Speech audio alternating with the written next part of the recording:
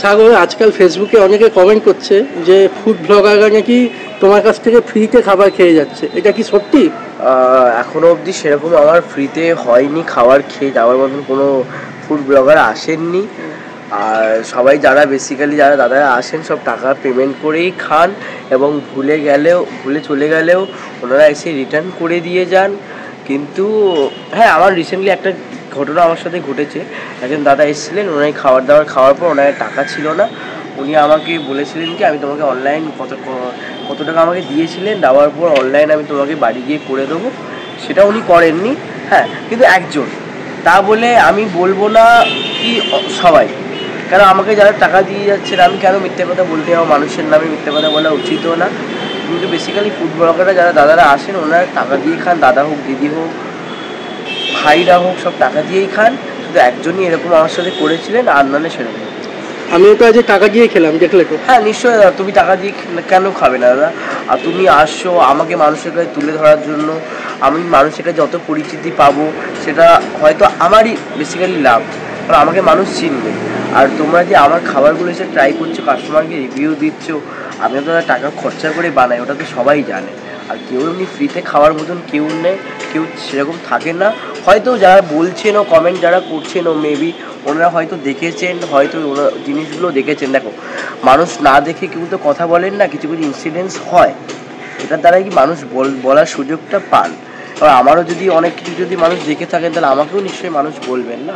কিছু কিছু হয়তো ফুটবলার আছেন যারা কি টাকা দিয়ে বিনা পয়সায় খেয়ে যান হয়তো, কিন্তু আমার দোকানে এখনো সেরকম হয়নি তো হয়নি।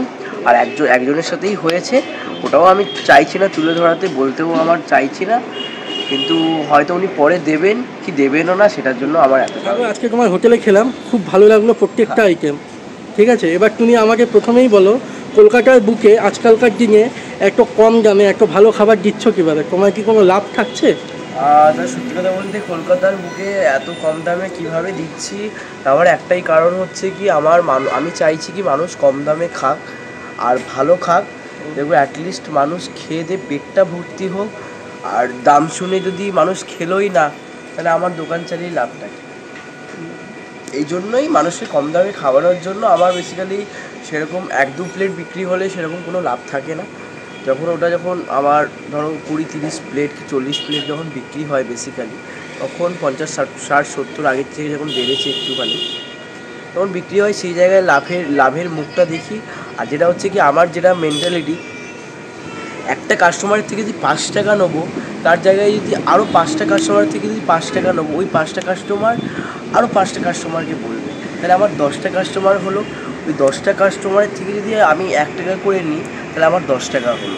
এরকম করে করে করে কম দামে অ্যাটলিস্ট মানুষটা খাবারটা অ্যাটলিস্ট খেতে পারবেন। আমরা যারা বাইরে থাকি, যারা মধ্যবিত্ত পরিবার থেকে বিলং করি, আমার তো বাড়ির সেরকম সিচুয়েশানটা তো সেরকম এতটাও ভালো না।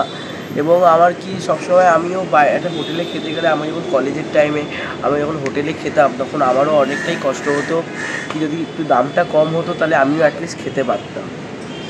আর সেই জন্যই কম দামে মানুষকে খাওয়ানোর চেষ্টা, কি মানুষ যাতে একটু কম দামে খেতে পারে আর একটু ভালো খেতে পারে।